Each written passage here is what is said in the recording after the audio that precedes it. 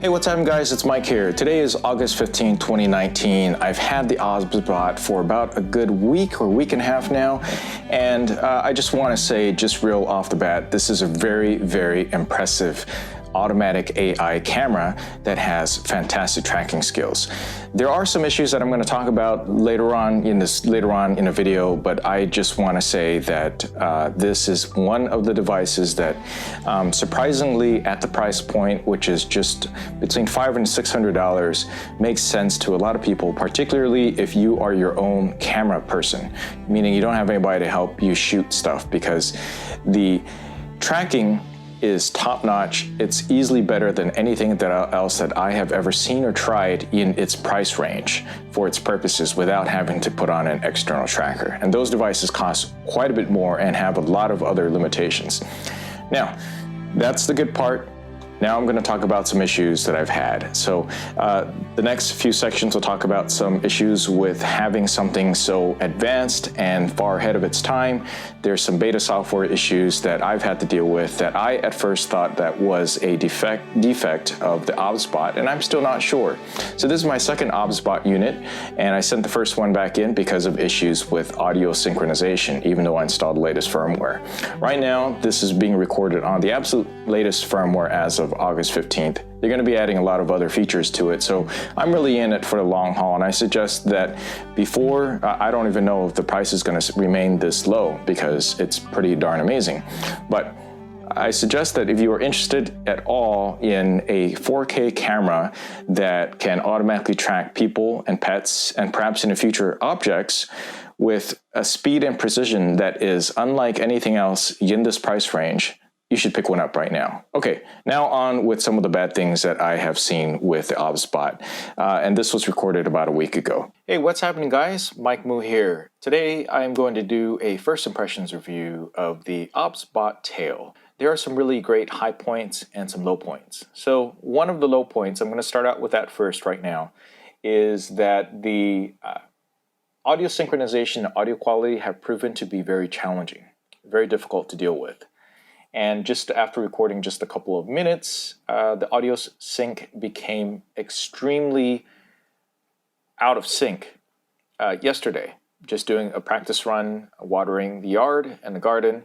Like, at first it started out just a little bit, but it kept shifting and dragging a bit. And at first I thought it was the H.265 codec, which I thought was pretty cool. But I switched to the H.264, and then I thought, hey, maybe the micro SD card that was included was not up to speed for whatever recording setting that I was, which is basically 4K. And no, that wasn't the case either. And then finally, I made sure that, oh, by the way, I did the latest firmware. I did it yesterday as soon as I got the unit, and I also did it again today. So the firmware update was complete success for everything and ignored for certain things. So the audio sync still remained out of sync. Now this is the final test that I'm doing here. I would believe that because no one else has mentioned anything like this, being that this unit has actually been out for a little bit while now for Kickstarter campaign backers, that maybe I have a defective unit. So take that, all right?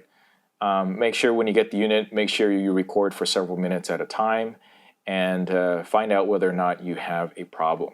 Okay, so that's one of the biggest negatives that I've had so far. Now on a positive side, and I'm going to do a bit of a screen recording here at the same time. I'm going to start recording on the phone here. On the positive side, the app is actually pretty well done. And the latency with the HDMI is actually really fast, very low latency. Now, I'm hearing some beeping on the unit. I'm not sure why it's beeping. It's not really telling me on the control panel what's going on. I presume that there's probably an issue, but I'm not sure. So, yeah, so there's that too. Okay, so the app is pretty amazing, and it's not as intuitive as you would like to think. Okay, so there are a couple of settings that you can do. There's an automatic mode that you can do to automatically follow. And what is pretty cool about this is that with the auto mode, you can actually set up a master person and then a secondary people, and then people who you don't want this to track at all. All right. I don't know why my unit keeps beeping in green, and there's no indication whatsoever here. Oh, I see. I have Smart Capture on. I'm turning Smart Capture off right now. So I think during Smart Capture, what it's doing is it's automatically picturing moments in your video when it's moving around to go ahead and automatically take some pictures where it thinks it might be an interesting picture to take. So that's why it was beeping. And I can turn off the beeping too, but I think that's what it was doing. So it was automatically deciding based on a composition about what might be interesting that's going on in video and taking a screen grab at full HD. So that part is pretty cool. So there's a bunch of smart shoot settings in here. There's the smart capture, which is what I just talked about right here. And then the auto zoom will automatically zoom in and out to capture the area a little bit better. There's custom gestures that you can set for different finger gestures that you have to move by your head. They actually have some good videos on how that works on their own YouTube channel. You should check that out. That's pretty cool, and it actually worked out pretty well, surprisingly. There's a tracking speed setting on here, which I have kept it pretty much at normal, and that is definitely fast enough for everything that I need to do. And then you can lock the access as well, specify the spin range, because this does do a full 360 spin. That's pretty unique. And then there's a composition grid that I guess, well, I don't know why it told me to select the target first. So those are some pretty cool smart shoot settings. Now, this other part here is pretty interesting. There's a whole touch and go and picture controller option on here that allows me to have some preset settings that will automatically configure and control the camera in a certain way. It could do some crazy zoom in rolls at the same time. These are short little clips that might be useful. These are similar to things that you might see that happens during a concert. However, if I only have one unit, I'm not going to be using any of these things because it's way too gimmicky. These are definitely going to be things that you want to work together. So I think what'd be really cool and interesting is in the future is if OBSBot has this solution to link all these up together. And let's just say if I wanted to do a full-on coverage of an event, have these guys, smart AI, all linked together, have 3 or 4 different shots, and then each one of them can go ahead and do the either automatic shooting and directing from multiple camera angles and allow you to edit them all together, or be able to synchronize certain things about what they're capturing, just kind of like when a real director is directing a live event. So that is pretty impressive. I am really interested to see what they do with this. I'm hoping that that would be some sort of functionality that they would be able to build. I doubt it, but there's always that hope. So there's a couple of different auto zoom settings on here. 7, for whatever reason, just means that you're really close. 10, a little bit further away, and 12 usually means that it will automatically kind of zoom out to a range that basically covers your whole body. I'm not going to demonstrate that here since this is just a talking head video that I'm using the OBSBot to record on. Lazy, I forgot what that does, but I just clicked it right now, and I think it's just lazy in terms of, well, it's not exactly necessarily going to follow and move the camera to wherever it is that the action's going at. Zoom settings, it'll zoom in and out, and well, it's zooming up really close to my face right now, but it's not going to get the focus.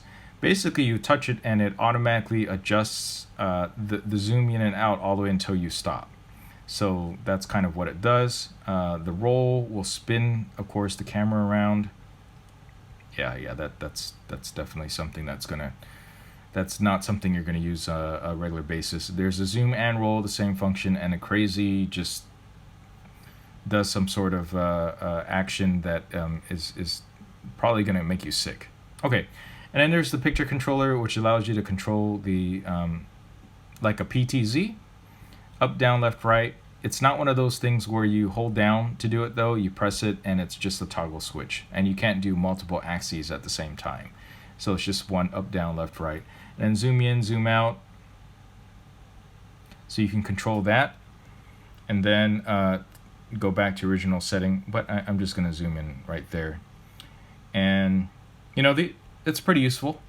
It's not something that I would that I'd find convenient for if you are a one-person show doing this thing. But this is definitely nice for someone who is controlling action and does want smoother, controlled camera movements, if you will, directly through the Wi-Fi, as long as you're within Wi-Fi range.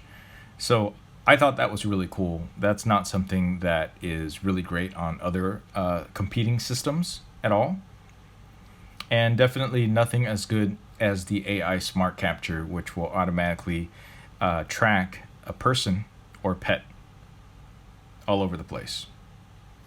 Okay, so there are beauty filters, but these things apparently you cannot use while you are doing a live type of recording. These are things that you can only use during live streaming at this time. That's something that they're working on. Apparently it's not figured out yet today, and today is August 1st. So that could be coming a little bit later, and that is definitely something that I'm looking forward to. You put on Instagram type of filters, or even the popular beauty filters that you can do.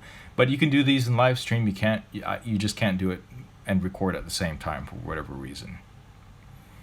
All right, so there's a separate zoom function in and out here, which would adjust that. And there was one other thing I wanted to show you, but it's not showing up right now. Maybe it's just not showing up while it's recording. Yeah, that could be it. Okay, so the app is really cool. Again, what I am having an issue as well with is that the battery life does not prove to be very good. But with the USB Type-C type of connection in the back, that's no problem. I can connect the battery to it. But it still seems to not be able to keep it fully charged while it's recording. So I see right now the battery life is right at 92%. It's dropping down a little bit, even though I have this fully plugged in using a USB-C cable directly into my Anchor power. So this is not going to be something that you're going to be recording a really, really long time. Maybe you need to find USB QC3 to keep up with the battery consumption and power consumption requirements.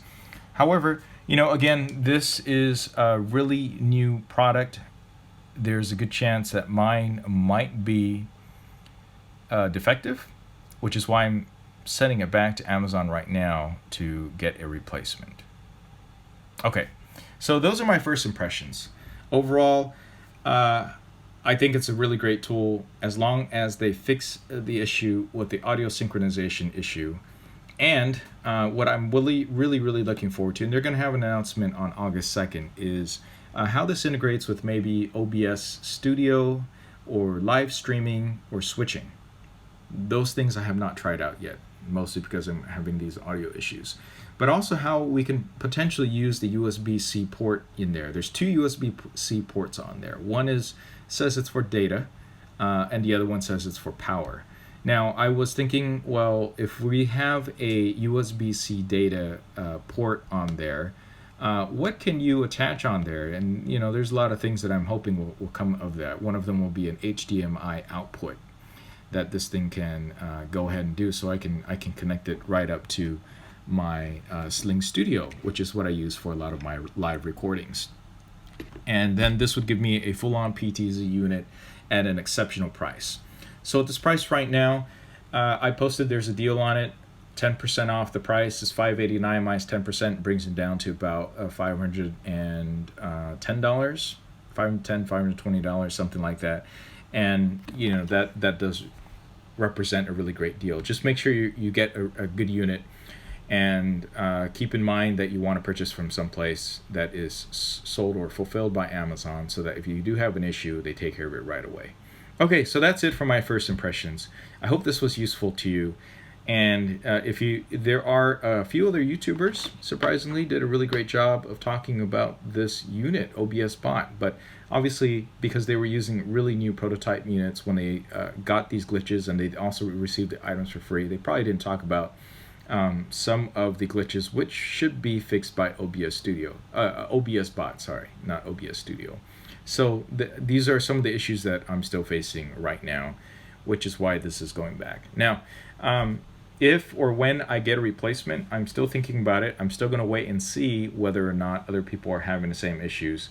And if they are, I'd rather not be dealing with a defective hardware unit past the return period of Amazon. So I may wait and see.